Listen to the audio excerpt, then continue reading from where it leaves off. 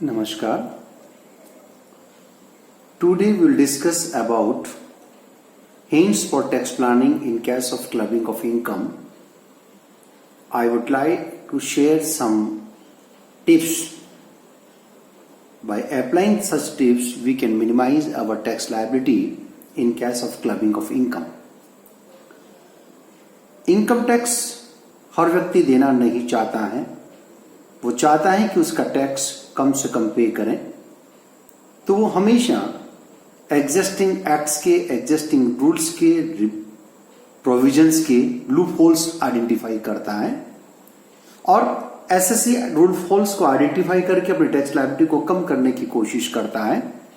और जो जो ये लूप होल्स गवर्नमेंट को पता लगती हैं, तो गवर्नमेंट भी उसके अगेंस्ट में कुछ सेक्शन, कुछ प्रोविजंस ऐड करके टैक्स लायबिलिटी का दायरा बढ़ाने की कोशिश करती हैं। उसी सीक्वेंस में सेक्शन 60 to 64 कुछ ऐसे प्रोविजंस हैं जो डिम्ड इनकम को इंगित करते हैं, क्लबिंग ऑफ इनकम को इंडिकेट करते हैं। क्लबिंग ऑफ इनकम का मतलब होता है कि किसी दूसरे व्यक्ति की इनकम को हमारी इनकम में जोड़ना। एट ए ग्लांस ये लगता है कि वो इनकम दूसरे पर्सन की है, लेकिन वो टैक्स बचाने के लिए कोई आदमी अपनी प्रॉपर्टी को ट्रांसफर कर देता है, इनकम को ट्रांसफर कर देता है ताकि उसका टैक्स बच जाए, और उस व्यक्ति को ट्रांसफर करता है जिसकी टैक्स लायबिलिटी कम है, यानी इसकी इनकम 2.5 लाख से कम है या लोअर टैक्स ब्रैकेट में आ रहा है, तो उसको ट्रांसफर करके अपने टैक्स को मिनिमाइज करने की कोशिश करता है। तो ऐसी टेंडेंसी को खत्म करने के लिए गवर्नमेंट ने सेक्शन 60 to 64 के प्रोविजंस रखे हैं। लेकिन आज हमारा विषय इस बात का है कि उन सेक्शंस को कैसे, उन सेक्शन के नियमों की पालना भी हो जाए और हमारी टैक्स लायबिलिटी कम हो जाए, ये कैसे हम कर सकते हैं, उसके बारे में आज हम बात करेंगे। तो आज हम क्लबिंग ऑफ इनकम की बात करेंगे।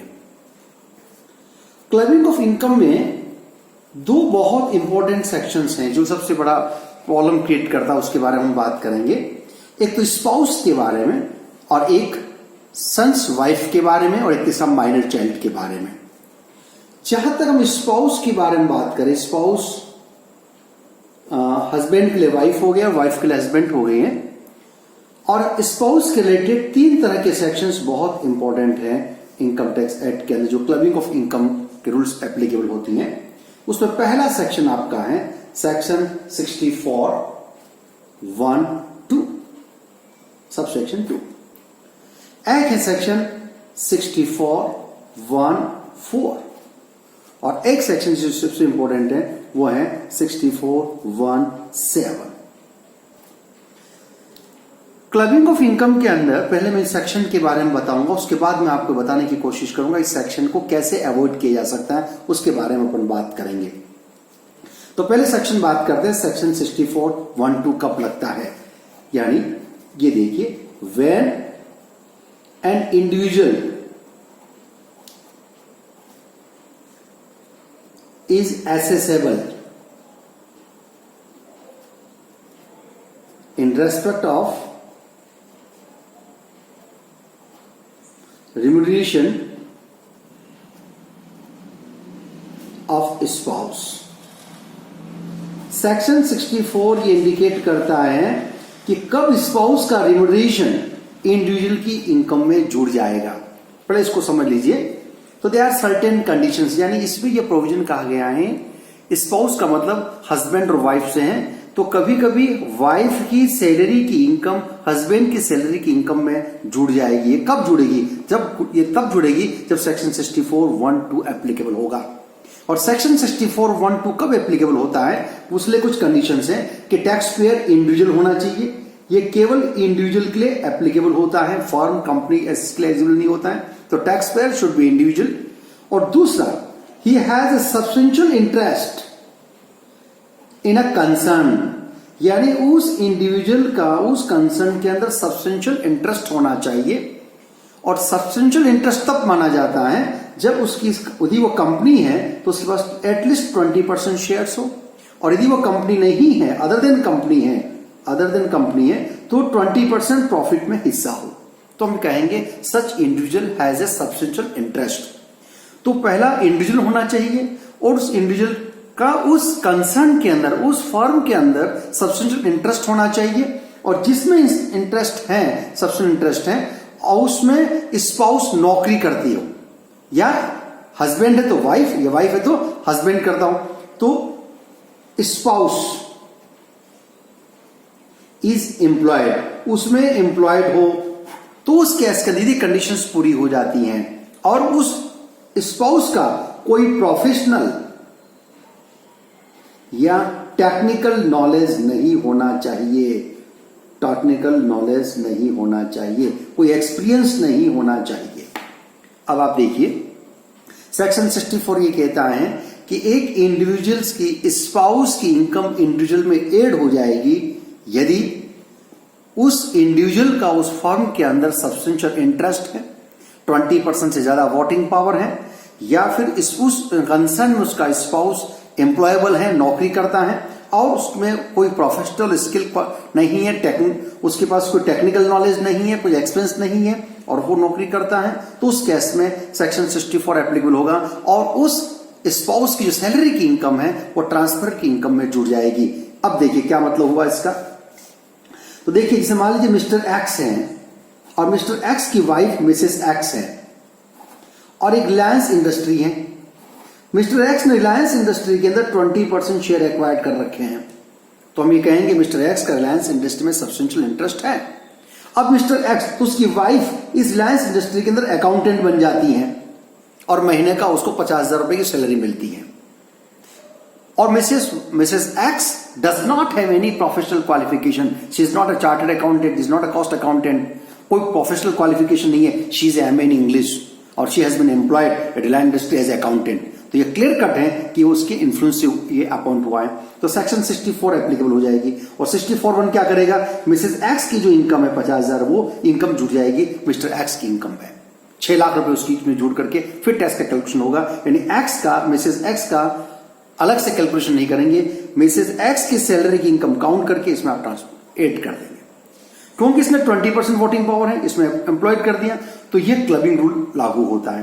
तो अब now the question is that how to avoid this, इसको कैसे अवॉइड करें। इसके पहले 2 बातें आप बहुत इंपॉर्टेंट समझ लीजिए। एक बार जब उसकी सैलरी इनकम जुड़ जाती है इसमें, तो हमेशा फिर जुड़ती रहेगी, वंस और only salary income would be added. हो सकता है मिसेस एक्स की हाउस प्रॉपर्टी की इनकम भी हो सकता है उसने बिजनेस प्रोफेशन की इनकम भी हो, और उसकी सैलरी की इनकम भी है।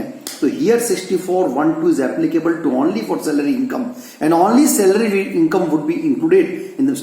और यदि उसकी वाइफ अपनी पर्सनल क्वालिफिकेशन है, उसकी स्किल है, और स्किल के बाद वो अपॉइंट होती है, तो उसकी पर्सनल इनकम मानी जाएगी, क्लब नहीं होगी। सेक्शन 64 लागू नहीं होगा if spouse having a professional और टेक्निकल नॉलेज और एक्सपीरियंस, उसके बाद एक्सपीरियंस है, टेक्निकल नॉलेज है, और फिर अपॉइंट करते हैं, तो सैलरी क्लब नहीं होगी। और उसकी नहीं है कोई, there is no professional qualification, तो उस केस में स्पाउस की इनकम एड हो जाएगी इंडिविजुअल की इनकम में, और लेकिन सैलरी की इनकम ही जोड़ेंगे। But now the question is that how to avoid this, इसको कैसे अवॉइड कर सकते हैं। तो पहली बात तो देखिए कि सेक्शन 64(1)(2) को यदि हमें अलाउ करना है, तो to avoid this as far as possible spouse should be employed in a concern in which the individual does not have any interest. तो ध्यान रखें, पहले आप ऐसे कंसर्न को ढूंढें जिसमें उसका कोई सब्सटेंशियल इंटरेस्ट नहीं है, वहां अपॉइंट कराएं, वहां अपॉइंट करा दीजिए, तो उस केस में सेक्शन 64 नहीं लगेगा और आपकी क्लबिंग नहीं होगी, यानी उस केस में आपके 20% से कम शेयर हैं, ऐसे ऑर्गेनाइजेशन में नौकरी लगाएं। ओके, दूसरा ऑप्शन, एक ऑप्शन तो ये हो गया, यानी पहला ऑप्शन ये हो गया कि to avoid this as far as possible to spouse should be employed in a concern in which individual does not have any interest, यानी इंडिविजुअल का कोई इंटरेस्ट नहीं, ऐसे ऑर्गेनाइजेशन में अपॉइंट कर दीजिए, तो उसको कोई प्रॉब्लम नहीं होगी। ये तो बात हो गई। लेकिन यदि आप चाहते हैं कि उसी में हो, तो एक अल्टरनेट और है। क्या अल्टरनेट हो सकता है कि इसमें ये आप ये हो सकता है, सेक्शन 64(1) तभी एप्लीकेबल होता है जब आपका उसमें सब्सटेंशियल इंटरेस्ट है।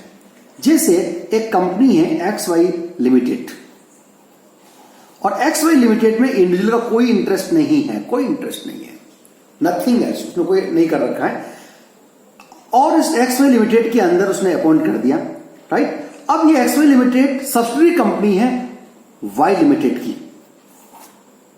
अब वाई लिमिटेड की सब्सिडरी कंपनी है और वाई लिमिटेड में उसके स्पाउस का 20% शेयर है, यानी होल्डिंग कंपनी के अंदर स्पाउस का 20% ज्यादा वोटिंग पावर है और उसी की सब्सिडरी कंपनी है जिसमें उस स्पाउस का कोई शेयर नहीं है और यदि वहां अपॉइंट होता है तो section 64(1)(2) shall not be attracted, यानी द स्पाउस में B employed in a concern in which interrelated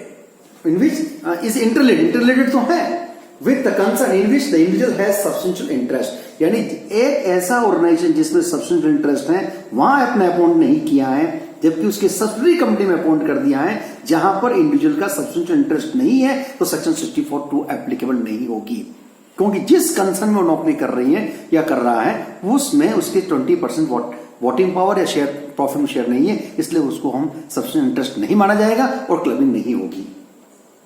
तो एक तरीका ये हो सकता है कि सेक्शन 64 का अवॉइड करने के लिए आप सब्सिडरी कंपनी में अपॉइंट कर दीजिए, राइट। दूसरा एक और इंपॉर्टेंट पॉइंट आप ध्यान रखें इसमें, relative even then close relative का शेयर भी हो सकता है। देखिए ये एक बात ध्यान रखें, यहां जब सिर्फ 20% का काउंट करेंगे तो इंडिविजुअल और उसके रिलेटिव्स का शेयर को इंक्लूड करते हैं, लेकिन जब सब्सिडरी कंपनी है, यदि सब्सिडरी कंपनी में रिलेटिव के भी शेयर हैं लेकिन उस इंडिविजुअल के शेयर नहीं है तो रूल एप्लीकेबल नहीं होगा। इसको थोड़ा क्लियर समझ लीजिए, जैसे X Y limited is a subsidiary company of Y limited, Y limited is a holding company और X Y limited is subsidiary company. Y limited के पास यानी कंपनी जिसको जैसे मैं बात करता हूं मिस्टर एक्स की, मिस्टर एक्स का वाई लिमिटेड के पास 20% शेयर है और मिस्टर एक्स के रिलेटिव का, जो एक्स के रिलेटिव्स हैं उनका वाई लिमिटेड में 20% शेयर है। Mister x having a 20% or more share in the Y Limited and the close relative of X having a more than 20% shares in XY Limited. अब Mrs. X is employed in XY Limited without any qualification or technical knowledge, without any professional knowledge, without any experience. She has been appointed in XY Limited और she is getting salary. अब क्या status होगा? तो here section 64(1)(2) will not be applicable. क्योंकि individual का देखा जाएगा, उसके स्पाउस का हिस्सा देखा जाएगा, स्पाउस का वाई लिमिटेड में शेयर है लेकिन एक्स वाई लिमिटेड में नहीं है, चाहे क्लोज रिलेटिव्स का हो। लेकिन यदि मिसेस एक्स की अपॉइंटमेंट वाई लिमिटेड में होता है तो सेक्शन 64(1) लग जाएगा और वहां 20% का काउंट करते समय इंडिविजुअल प्लस उसके रिलेटिव का शेयर भी देखा जाएगा। यदि उसके पास तो 15% शेयर है और 5% रिलेटिव के पास है तो दोनों मिलाकर 20% हो गया तो भी उसके सेक्शन 64 एप्लीकेबल हो जाएगा, लेकिन रिलेटिव अलग हो गया और खुद अलग हो गया तो उस केस के अंदर 61(4)(1)(2) एप्लीकेबल नहीं होगा। तो ये हो गया सेक्शन 64(1). और दूसरी इंपॉर्टेंट पॉइंट आप ध्यान रखें, एक बार यदि इनकम इसमें जुड़ गई है क्लबिंग होगा और क्लबिंग चाहे उसके लिए एडवांटेजेस हो, उसके लिए अच्छा माना गया हो, है ना। It may be noted that section 64(1)(2) are mandatory in the nature and applicable even if it is beneficial to the SSC. जैसे बेनिफिशियल कैसे, जैसे मान लीजिए एक्स लिमिटेड है, मिस्टर एक्स है और मिसेस एक्स है। अब मिस्टर एक्स का वो 20% टैक्स रेंज में आ रहा है, 10% 20, उसकी इनकम कम है। मिसेस एक्स की इनकम बहुत ज्यादा है और 30% की रेंज में आ रही है और उस कंसर्न में मिस्टर एक्स का सब्सटेंशियल इंटरेस्ट है तो मिसेस एक्स की इनकम किसमें जुड़ेगी? एक्स में जुड़ेगी, तो इसको फायदा हो जाएगा क्योंकि ये तो 10 और 20% रेंज में आ रही है और ये कितने परसेंट में आ रहा है? 30% में आ रही है। यदि ये खुद टैक्स पे करेगी तो 30% से पे करना पड़ेगा और ये टैक्स भरेंगे तो इनको 10 और 20% के एरिया में ही देना पड़ेगा। तो उस केस में भी सेक्शन 34 मैंडेटरी है, वो जुड़ेगा और इसमें गवर्नमेंट को रेवेन्यू लॉस हो रहा है, फिर भी ये हमारे लिए एडवांटेजेस भी हो सकता है, तो उसके में भी क्लबिंग का रूल एप्लीकेबल होगा। तो यहां बहुत इंपॉर्टेंट पॉइंट है, it may be noted here that the section 64(1)(2) are mandatory in the nature and applicable even if it is beneficial to the SSC if average rate of the spouse is more than the average rate of individual and disadvantage to the revenue of the government, तो भी ये rule applicable होगा। ये section 64(1)(2) कहलाता है। तो spouse के case में पहला सेक्शन में आपके साथ में डिस्कस किया कि भाई कैसे हम टैक्स को मिनिमाइज कर सकते हैं। अब